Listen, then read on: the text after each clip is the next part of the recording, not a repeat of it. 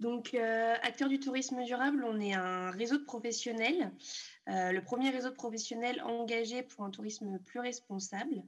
Donc on est une association qui a été créée en 2011 par un noyau de journalistes engagés, dont le fondateur était Mathieu Duchesne. Aujourd'hui, on compte plus de 200 membres actifs qui sont des organisations au sein d'ATD. Et notre ADN, ce pourquoi on existe, c'est parce qu'on pense que le tourisme tel qu'il existe aujourd'hui doit se réinventer et qu'il faut repenser largement sa transition. Donc face à ces enjeux environnementaux et sociaux actuels, notre mission, c'est d'accompagner tout le secteur dans sa transition et de le pousser à l'évolution des pratiques, de ces pratiques. Vous pouvez changer la slide, s'il vous plaît. Donc les différentes missions d'ATD, vous les avez à l'écran. Notre mission principale, c'est de multiplier en fait les synergies pour trouver des solutions et favoriser le partage de bonnes pratiques entre membres du réseau, mais aussi dans tout le secteur touristique. Donc, juste pour rappel, on n'est pas un label, ni une certification, ni un organisme de formation, on est bien un réseau de professionnels du tourisme, même si au sein de notre réseau, voilà, il y a certains labels et organismes de formation. Est-ce que vous pouvez changer la slide, s'il vous plaît? Donc, on compte aujourd'hui plus de 200 organisations membres qui sont issues de tous les métiers de la chaîne touristique. Donc, on a 4 collèges, les territoires et destinations. Donc, on en a eu beaucoup ces 2 dernières années qui ont rejoint le réseau. On a également les producteurs et distributeurs de voyages, donc ça, c'est tout ce qui est agence de voyage. On a également les réceptifs, donc ce qui va être hébergement, prestations de loisirs, etc. Et également les services aux entreprises, donc tout ce qui est consulting, médias, écoles. Donc, ce qu'il faut bien comprendre, c'est que c'est un réseau multimétier qui est national et on a quelques membres à l'étranger. Slide suivante, s'il vous plaît. Donc, justement, on a quelques membres en Belgique que vous pouvez retrouver ici. J'ai mis les Ardennes aussi, c'est parce que c'est un territoire frontalier, mais c'est pas, voilà, c'est les Ardennes côté française. Donc, ça vous donne une petite idée des membres belges qui sont déjà dans notre réseau. Slide suivante, s'il vous plaît. Donc, notre première action phare, c'est les universités du tourisme durable.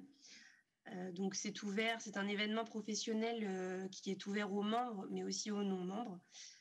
C'est 2 jours de rencontres autour des enjeux du tourisme durable, donc avec des conférences, des ateliers, des partages d'expériences, des moments de réseautage.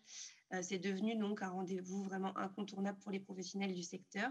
L'année dernière, on était au Havre, on avait 250 participants et on change de destination chaque année. Donc il y a 2 ans, par exemple, on était à 3 et on avait pas mal de représentants belges, justement. Donc c'est un moment de débat et d'échange de bonnes pratiques entre tous les acteurs du tourisme qui veulent échanger sur ces sujets-là. Vous pouvez changer de slide, s'il vous plaît. Donc, une autre action forte qu'on vient de lancer, donc c'est les trophées Horizon. En fait, on avait une expérience depuis plusieurs années qui s'appelait les Palmes du tourisme durable. Donc ça, c'est une remise des prix. Et donc, on a fait évoluer cette remise des prix pour qu'elle devienne les trophées Horizon. Alors, juste pour info, voilà, pour 2022, cette remise des prix, elle est ouverte qu'aux structures françaises, donc je préférais le mettre. Mais peut-être qu'on élargira après pour les prochaines années. Donc, c'est des trophées qui ont vocation à récompenser et mettre en lumière les initiatives les plus remarquables, inspirantes et innovantes. Et vous avez donc les 12 catégories à l'écran qui correspondent aux grands enjeux du tourisme durable. Donc, ce qui est important, c'est que ces catégories-là, elles seront chapeautées à chaque fois par un expert qui va présélectionner en fait chacune des candidatures. Donc, quelqu'un qui n'est pas forcément lié au tourisme, mais qui connaît très bien la thématique de la catégorie. Et c'est un projet qui est soutenu par l'ADEME et le ministère de l'Europe et des Affaires étrangères. Donc voilà, l'idée, c'est de faire résonner de toute façon les projets à impact positif et puis les grands enjeux qui sont définis par nos 12 catégories. Slide suivante, s'il vous plaît.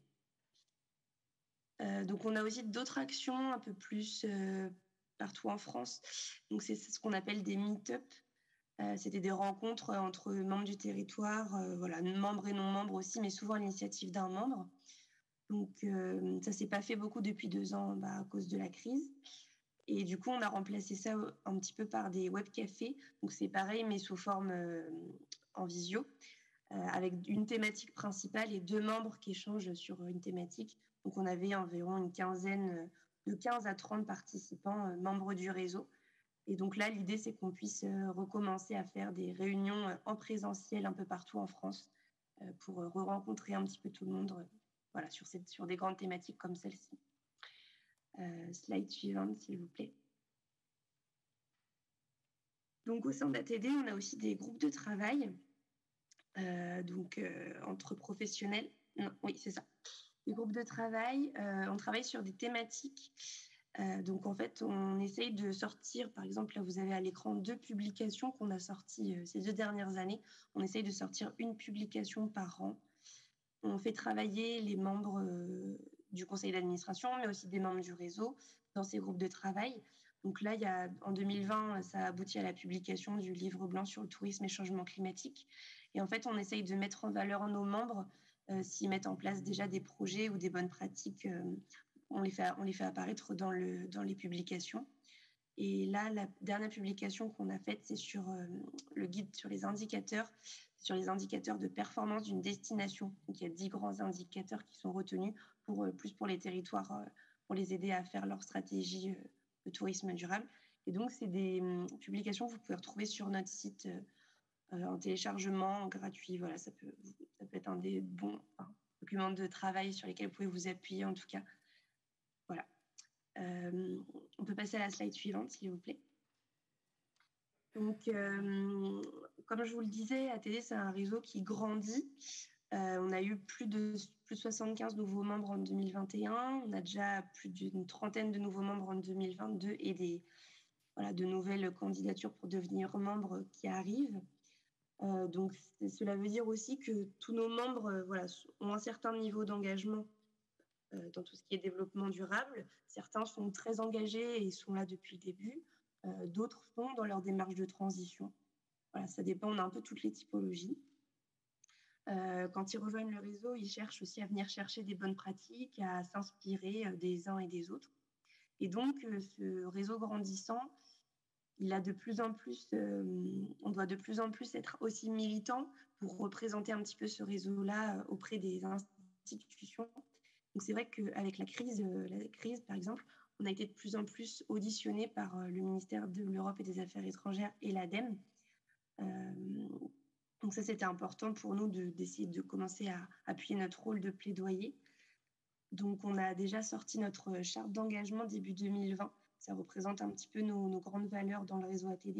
Et puis, du coup, avec la crise en avril 2020, on a sorti un manifeste qui reprenait en fait les grands axes de notre charte. On l'a fait signer par tous nos membres. Et donc, on a mis à disposition du ministère pour un plan de transformation du tourisme. Donc, vous avez à l'écran les grands axes sur lesquels on a pu faire des propositions, donc la sobriété carbone, la préservation environnementale, l'entraide, la solidarité, la justice sociale, les retombées économiques locales et le tourisme de sens. Donc on essaye de plus en plus de travailler sur ces questions-là pour porter un rôle vraiment en tant que réseau national et un rôle de plaidoyer pour représenter notre réseau auprès des institutions. Militant aussi parce que on a fait intervenir des personnes au sein de nos dernières universités du tourisme durable, donc des personnes vraiment engagées, comme par exemple, vous devez connaître François Gémen, qui nous avait parlé des migrations environnementales et de l'utilité du voyage. Et l'année dernière, on a fait intervenir aussi Lamia Essemlali, qui est présidente de Sea Shepherd France, et donc en lien avec la défense de la biodiversité marine. Donc voilà, on a encore beaucoup à développer puisque notre réseau y grandit et il faut aussi qu'on puisse représenter un peu tout le monde. Mais voilà, en tout cas, on travaille sur ces questions-là de plus en plus et on essaye d'être vraiment militant et d'avoir un rôle de plaidoyer qui se construit au fur et à mesure. Slide suivante, s'il vous plaît. Donc c'était pour vous mettre aussi à l'écran qu'il y a d'autres réseaux un petit peu comme le nôtre qui existent. Donc c'est le cas de l'organisation Tourisme durable au Québec. On est en train de rapprocher un petit peu nos liens avec cette organisation-là. Et puis je vous ai mis, si vous souhaitez vous abonner à notre newsletter ou nous suivre sur les réseaux sociaux, voilà, on est assez dynamique. Je vous remercie pour votre écoute. J'espère que ce n'est pas trop pénible de suivre ma voix à distance. Merci. Merci à vous.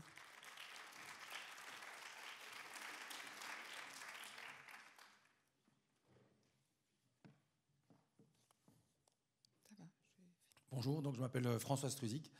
Je suis le collègue de Cédric Maillard, donc on est associés. On a créé iCup donc il y a 2 ans. Alors, qui sommes-nous? Donc, nous sommes une petite entreprise privée, donc ça c'est peut-être la différence avec beaucoup d'intervenants précédents. Vous l'avez vu, nous sommes membres d'ATD.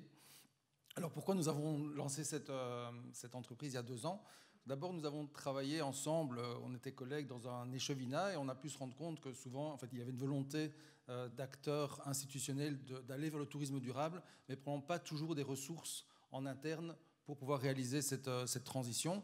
Donc, on s'est dit que justement, une entreprise à laquelle on peut faire appel, ça peut être utile pour aider ces territoires ou ces maisons du tourisme, etc., à faire une transition. Voilà. Donc, ça, c'est le site iCup.be. Alors, j'ai une mauvaise nouvelle, c'est que visiblement, il s'est crashé aujourd'hui. Donc, par contre, j'ai une to-do list pour demain. Écrivez iCup.be et demain, j'espère pouvoir vous promettre qu'il sera accessible. Voilà, je pense que c'est les sites de Jimdo qui se sont tous crashés aujourd'hui. Donc, désolé pour ça. Donc, nous sommes acteurs, nous sommes principalement axés donc, sur le tourisme durable, comme un peu vous tous aujourd'hui. Et nous sommes clairement axé sur la création de produits touristiques. Vous allez le voir un peu plus loin. J'ai prévu plutôt des exemples plutôt que de la théorie, pour montrer un peu ce qu'on fait, pour qui on travaille, etc. Accompagnement à la transition. Alors, pour qui on travaille, ça peut être donc des maisons du tourisme, ça peut être Wallonie-Belgique Tourisme, ça peut être des petits B&B, ça peut être des chaînes d'hôtels. Donc, vous allez voir un petit peu nos différents clients. Alors, on a aussi un axe qui prend assez différent. Donc, on n'est pas une boîte de consultance qui va délivrer un cahier des charges avec plein de recommandations. Nous, on produit des choses qui sont vraiment concrètes et qui sont directement utilisables par le visiteur. Donc, on est orienté visiteur. Donc, de nouveau, on va toujours tout tester. On va toujours voir tout sur le terrain. On va vraiment se mettre dans la peau du visiteur. Par exemple, si on va créer un voyage, on va vraiment penser... Bon, voilà, je sais pas, j'ai un autre voyage ici en tête, un truc qui se passe en Suède, une randonnée à vélo de 350 km, elle est magnifique, sauf que personne n'a pensé à comment est-ce qu'on va au point de départ, comment est-ce qu'on revient du point d'arrivée. Et donc, en fait, tout est sympa, mais personne n'a pensé au logement, personne n'a pensé à la mobilité, etc. Donc, nous, on va vraiment, à chaque produit, on va réfléchir très concrètement comment est-ce que le visiteur va vivre cette expérience-là, est-ce que pratiquement ça va bien se passer. Et quand on dit ancré sur le terrain, de nouveau, si on planifie un voyage à vélo, si on planifie des randonnées, etc., nous, on va toujours tout visiter, tout tester, tout voir. Voilà. On s'est quand même assez fort orienté vers l'itinérance. Alors, c'est venu un petit peu, je vais vous expliquer un peu plus tard, par l'expérience, un peu par le hasard, mais notamment parce qu'en fait, alors je ne sais pas si le chiffre est vraiment bon, mais en tout cas, on estime que 70% de l'effet, de la consommation carbone d'un voyage est liée au transport. Donc c'est pour ça que l'itinérance, à la fois l'itinérance douce évidemment, pas l'itinérance en jet ou peu importe, l'itinérance douce est intéressante parce qu'à la fois elle permet de faire le voyage, donc d'aller de lieu en lieu là où la prestation n'est pas délocalisable et ce voyage en lui-même n'est pas producteur de CO2. Et alors l'itinérance aussi qui s'appuie fortement sur le transport en commun. De nouveau, essayer de partir de chez soi, aller vers la gare, le bus, etc., et aller rejoindre le voyage par un transport en commun. Donc vraiment, dans nos produits, on est assez attentif à ça. Donc l'itinérance est intéressant, pourquoi? Parce que ça profite fortement au territoire traversé. De nouveau, si vous êtes à vélo, à pied, etc., vous allez consommer sur votre chemin, et aussi les personnes qui voyagent. On l'a dit tout à l'heure, on parlait des marcheurs ou des gens qui vont peut-être faire du bivouac pendant 2-3 jours. Néanmoins, quand ils vont s'arrêter sur un certain territoire, ils vont pouvoir avoir envie de consommer. En tout cas, ils ont faim, ils ont envie de consommer, ils ont envie de confort. Donc l'importance de la connexion avec le transport en commun, je le dis, et voilà les modes doux. Alors, on travaille avec d'autres dans nos produits. Bien entendu, Acteurs du tourisme durable nous a mentionné dans le slide. Vous avez peut-être reconnu notre logo. On travaille, chaque fois qu'on met en avant des hébergements dans nos guides, qui sont souvent Bienvenue Vélo, souvent Green Key. Alors, tous les hébergements qu'on met en avant ne sont pas labellisés, mais en fait, on est assez attentif à ce que tous ceux qu'on met en avant soient aussi dans une démarche de tourisme durable. Alors, comment ça a commencé ? Donc en 2019, quand on a décidé de se lancer, on réfléchissait un petit peu avec Cédric, comment est-ce qu'on va faire pour se faire un petit peu connaître. On avait dit, on va faire une journée, on va faire un jeu, on va faire un truc, bref. Et puis on s'est dit, mais non, finalement, créons un voyage à vélo comme on aura envie de le faire, en fait, sans contrainte, en intégrant le plus possible les contingences du tourisme durable. Donc on a fait un voyage en Wallonie et au-delà, c'est-à-dire qu'on passe par les pays limitrophes. On a fait un voyage où on s'arrête dans des hébergements qui sont durables, Green Key, Bienvenue Vélo, où on va se restaurer dans des restos qui sont plutôt bio, locaux, de saison. Bon, il n'y a pas de label, mais en tout cas, chez des gens qui font attention à ce qu'ils font. Et donc, on a lancé ça. Voilà, on l'a un peu fait entre nous, comme ça, en juin, juillet. Et puis, on s'est lancé en août. Et on avait imprimé 25 exemplaires pour donner à nos amis. Et finalement, d'abord, on l'a imprimé comme ça à la photocopieuse, il faut dire ce qui est. Et puis, on l'a bien vendu. Aujourd'hui, il est chez Racine et on l'a vendu, je pense, à plus de 2500 exemplaires. Alors, ça n'a aucune importance. La seule chose, c'est que ça veut dire qu'il y a une demande, en fait. Ça veut dire qu'il y a une demande de la part des gens en Belgique pour aller voyager dans leur propre pays, pour prendre le vélo, pour aller voyager, pour faire un voyage qui a du sens, mais qui est intéressant, qui est amusant. On est aussi super bien connecté avec les transports en commun, les gares. Donc, vraiment, on s'est appuyé là-dessus pour que ce soit vraiment un outil de voyage pour les Belges, peu importe aussi les gens de l'étranger, mais en tout cas qui viennent créer un voyage dans notre pays. Quand on l'a fait, on s'est toujours, et c'est ce qu'on fait plus tard aussi dans nos autres voyages, on s'appuie absolument sur ce qui existe déjà. Donc, par exemple, là, on s'appuie sur notre réseau de pistes cyclables qui est extrêmement dense. On a un ancien pays industrialisé, donc nos ravels sont très denses, donc il y a moyen vraiment de faire énormément de choses. Ça, c'est celui qui va sortir dans 2 mois. On a fait un nouveau voyage. Le premier était parti plus vers cette région-ci, plus vers l'est de la Belgique. Celui qui va sortir dans 1 mois ou 2 mois, il est plus orienté vers les canaux, vers l'ouest de la Belgique. On va jusque Courtrai, Lille, Tournai-Mons et on revient à Bruxelles via Charleroi. Alors, je vais vous montrer un peu quelques exemples de réalisations qu'on a faites pour des clients. Hein. Donc, comme je vous dis, par exemple, ici, c'est la commune de Wallin, qui est une toute petite commune, voilà, qui n'a pas énormément d'atouts. Mais combien de temps ? 5 minutes. OK. Donc voilà, donc notre travail, c'est vraiment d'essayer d'aller voir ce qui est valorisable dans un territoire en termes de tourisme durable, donc de producteurs locaux, de sentiers, etc. De mettre tout ça, comme dit mon collègue Cédric, il aime bien dire ça, en musique, hein, pour que ça ressemble à quelque chose, d'emballer ça, entre guillemets, de manière graphique, parce que pour nous, la tâche graphique est très, très importante. On a un certain sens esthétique, on veut que ça ressemble à quelque chose, que ce soit attirant et que ce soit de nouveau utilisable. Ici, évidemment, c'est du tourisme durable, mais ce n'est pas de l'itinérance parce que c'est une toute petite commune, mais de nouveau, on s'appuie sur les transports en commun, etc. Quelque chose à plus long terme, enfin plus grande ampleur, on a travaillé pour le WBT, pour Visite Wallonie, à faire, avec Rail Trip Travel, qui est aussi membre de ATD, à faire des itinéraires qui s'appuient sur des lignes de chemin de fer. C'est-à-dire que nous faisons des voyages. Ici, c'était 15 jours de voyage en Wallonie, à pied ou à vélo, en s'aidant des transports en commun, principalement du chemin de fer, pour se déplacer en famille. Donc il y a des lignes, par exemple, il y avait la ligne Marche-Liège. Donc on va déterminer des itinéraires à faire à pied ou à vélo, ou prendre le train pour prendre la gare, ou loger, etc. Donc ça, on a fait une quinzaine de jours, je pense il y a 2 ans, pour Wallonie-Belgique Tourisme. Et actuellement, on est en train de faire la 2e vague en s'appuyant sur d'autres lignes de chemin de fer. Et je suis heureux de pouvoir vous dire qu'il y en a un qui va passer par 3 ponts, parce qu'on va prendre la ligne qui fait Gouvy-Liège. Donc on va aller faire du vélo sur les hauteurs de 3 ponts et aussi randonner dans la région. On a travaillé également pour les auberges de jeunesse, donc qui est un super produit, qui est aussi Green Key, qui est aussi Bienvenue Vélo. C'est de loin ce qu'on imaginait avant des auberges de jeunesse. C'est vraiment une base très importante pour les familles. Et donc on a créé pour eux un voyage à vélo et aussi à pied entre leurs différents sites. Donc on prenait la contingence de chacune de leurs auberges et devoir les relier par des itinéraires cyclistes qui sont intéressants, qui sont faisables et qui sont sûrs. Donc comme je vous disais, en termes de graphisme aussi, chaque fois, on va générer pour eux des images, on va générer pour eux une identité graphique qui va devoir être mise en place alors après sur leur site web, dans leurs publications, etc. Et par exemple, pour les auberges de jeunesse, le concret, c'était un guide de voyage que vous pouvez trouver dans chacune des auberges. Donc voilà, par exemple, ça c'est le plan, on va dire, graphique de ce voyage à vélo, donc qui regroupe du vélo et du transport en commun, mais qui est absolument réalisable. Donc chaque étape est bien balisée pour qu'elle soit faisable, alors soit avec des enfants, plutôt des grands ados, soit en petits groupes ou en famille. Voilà. Donc on n'a pas travaillé que pour des auberges jeunesse. Ici, on a travaillé par exemple pour une chaîne d'hôtels qui s'appelle Martins, qui est surtout implantée en Flandre et dans Brabant wallon. Donc on va dire que c'est au niveau de gamme en termes de prix plus important, mais aussi ils veulent s'orienter vers le tourisme durable et ils sont déjà aussi labellisés pour une partie d'entre eux et vers l'itinérance à vélo parce qu'ils se sont rendus compte que leur clientèle est demandeuse.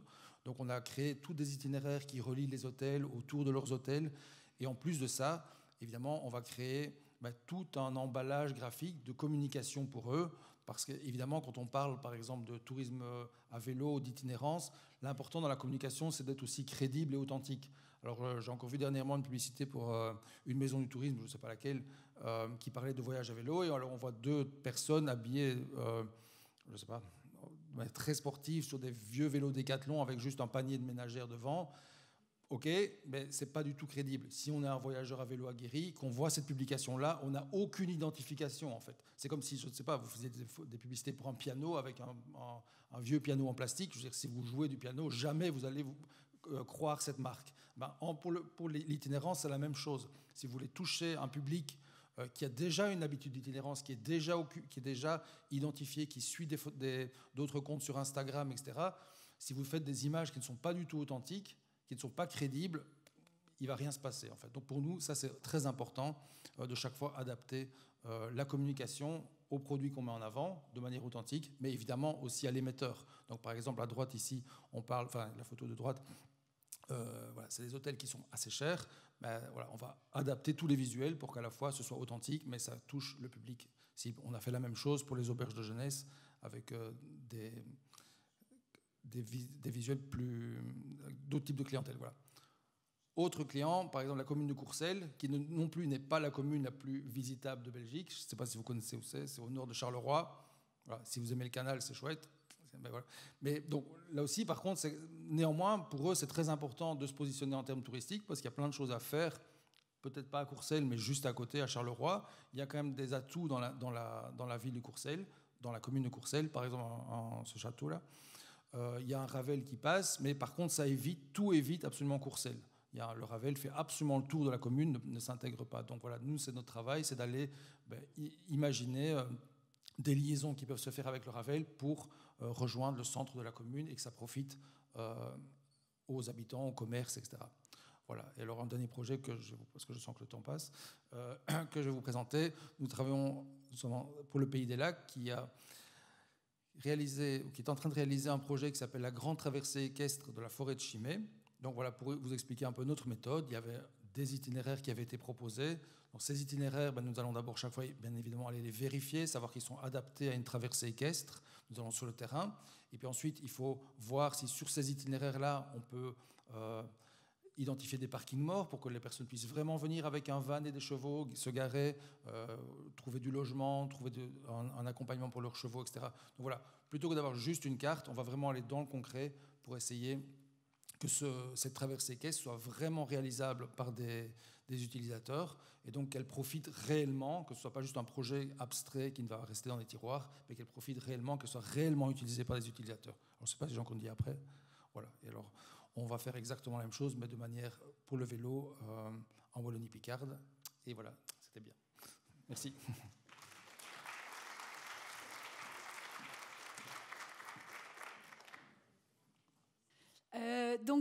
Moi, je vais faire un peu de participation, puisqu'on parle de ça depuis ce matin. Qui connaissait le label Clevert Green Key avant de venir ce matin? Oui, quand même pas mal. OK.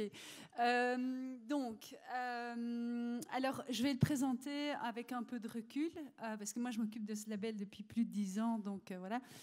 En fait, à la réflexion, c'est vraiment un outil qui permet aux établissements de mesurer et de gérer leur impact, puisqu'on a parlé j'ai parlé pas mal de l'impact, mais je n'étais pas la seule ce matin. Et à la fois, donc, il leur permet de mesurer et de gérer, et qui leur permet de valoriser leurs actions concrètes et leurs évolutions à ce niveau-là. Et donc, évidemment, l'optique, c'est de rendre l'offre touristique, l'offre des hébergements durables plus visible. Et comment ça se passe concrètement? Ça se passe, en fait, on propose un état des lieux, donc on a une grille de critères qui a été élaboré d'ailleurs de manière participative. Donc c'est un label international. Nous, on reçoit des critères qui viennent de l'international et c'est un peu le tronc commun qui est partagé entre tous les pays où le label est mis en œuvre. Et alors, à partir de cet ensemble de critères, on peut modifier 20% des critères. Et donc ce travail de modification des critères qui ne peut se faire que dans le sens d'une amélioration, on le fait en collaboration avec des parties prenantes, des associations environnementales, des représentants des secteurs concernés, l'administration, etc. Et donc, on a au final un set de critères qu'on essaie d'avoir vraiment bien adapté par rapport à ce que peut faire, au potentiel des acteurs, des opérateurs touristiques, les technologies disponibles, les enjeux environnementaux, etc. Donc, on a un set de critères qui est, qu'on essaie de calibrer au mieux pour, en fait, amener les établissements à être reconnus pour leurs efforts, mais aussi pour les pousser à s'améliorer. Parce que dans la plupart des candidats qu'on reçoit au départ, en général, ils n'ont pas tout fait dans ce qu'on demande. Et donc, ils font déjà des choses et avec ce qu'on propose, mais ils s'améliorent.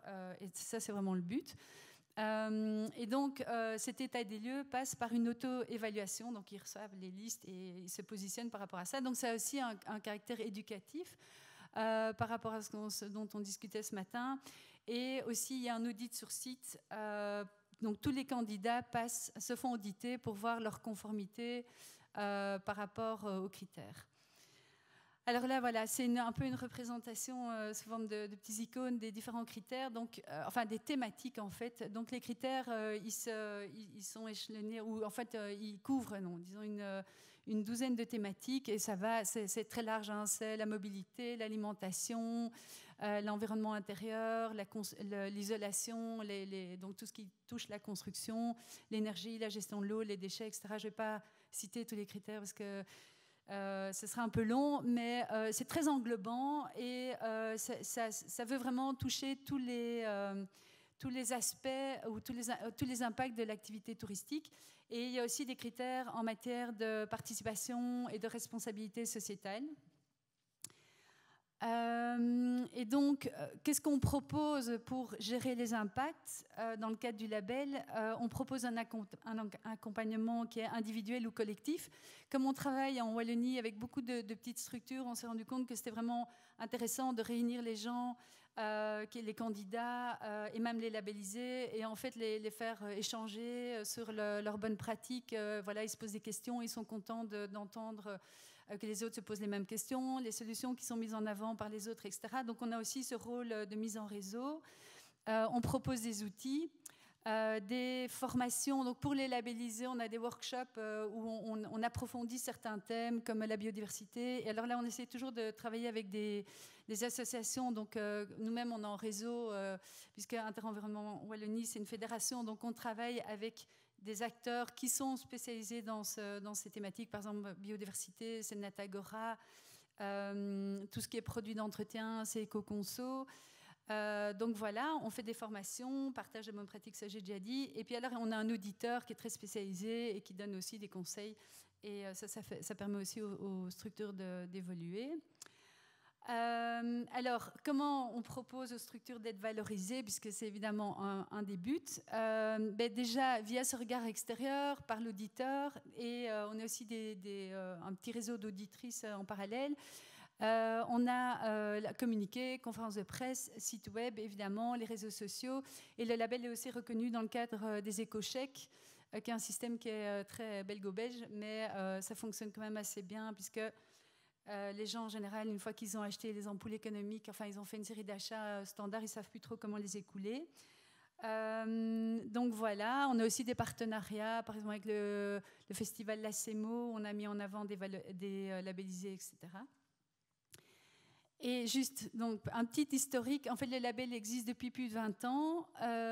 Au niveau international, il est géré par une fondation qui est la Fondation pour l'éducation et l'environnement. Et Interenvironnement Wallonie le gère pour la Wallonie et la partie francophone de Bruxelles. On travaille, on est soutenu par le Commissariat général au tourisme et donc par la région depuis 2015 et on collabore avec une série de partenaires dont certains sont représentés ici, comme les Gîtes de Wallonie, les auberges de jeunesse. Il y a tout le réseau qui a suivi la démarche, on vient de parler d'eux. Et voilà aussi la communauté germanophone FOS+. Et alors on est soutenu depuis 2021 par la province, en fait la Maison du tourisme du Brabant wallon, et en fait la Maison du tourisme paye la cotisation des candidats. Et ce genre de partenariat, c'est vraiment quelque chose qu'on voudrait développer parce qu'on se rend compte, en fait, de ce qu'on a perçu, la crise du Covid a quand même fort affecté le secteur. Et parfois, rien que payer la cotisation, ça énerve les structures, même si on a vraiment des prix très adaptés, mais c'est juste un peu la goutte qui fait déborder le vase. Et donc le partenariat qu'on a avec la province, ça tombe très bien et on voudrait évidemment multiplier ce genre de partenariat. Et les partenariats, ça va au-delà de ça, hein. Ce matin, on a parlé des circuits de WBT dans lesquels on essaie d'insérer des clés vertes. Ici, iCup a aussi parlé des connexions clés vertes et circuits. Et donc nous, on a vraiment cette philosophie de travailler en partenariat tant que faire se peut. Là, on a la carte des labellisés dans le monde. Et donc, c'est un label international, mais ça reste, en fait, voilà, on voit bien qu'il y a des pays où il y en a moins. Et c'est né au Danemark, donc le nord de l'Europe est bien représenté. Donc, en Belgique, il y a 267 labellisés et on est quand même pas mal bien positionné à ce niveau-là par rapport à d'autres pays où il y a des labellisés clés vertes. Par exemple, la France, je crois que c'est 700. Donc, par rapport à la taille du pays, on est quand même... on se débrouille bien. Alors, comment ça se décline? Donc, à Bruxelles, il y en a 44. Et là, on a vraiment... oui, on a des gros hôtels à Bruxelles, c'est plutôt des hôtels de chaîne, etc. Et on aimerait bien labelliser plus de petites structures. En Wallonie, il y en a 139, mais ils ont commencé avant nous. Ça nous donne une petite excuse. Et, non, en Flandre, pardon, 139. Et en Wallonie, 84. Il reste 5 minutes. Je suis presque au bout. Et donc, en Wallonie, on a perdu quelques labellisés suite à la crise du Covid, ce qui a un peu compensé le fait qu'on en avait des nouveaux. Mais on pense aussi qu'au-delà de cet effet de crise, il y a vraiment encore un travail, il y a encore du potentiel de développement du label et notamment vraiment une visibilisation des labellisés. Voilà, il faudrait être actif là-dessus. En Wallonie, c'est un public vraiment... Donc 60% des labellisés, plus ou moins, sont des établissements de terroir. Donc c'est aussi le challenge pour nous de labelliser des petites structures. On a parlé un peu de la difficulté des petites structures parce que ça peut être considéré comme étant cher, etc. Donc on a essayé de vraiment s'adapter à travers les outils et l'accompagnement pour pouvoir labelliser des petites structures. Et voilà, la progression, ça j'ai déjà dit. Et voilà, j'ai fini, même avant l'heure.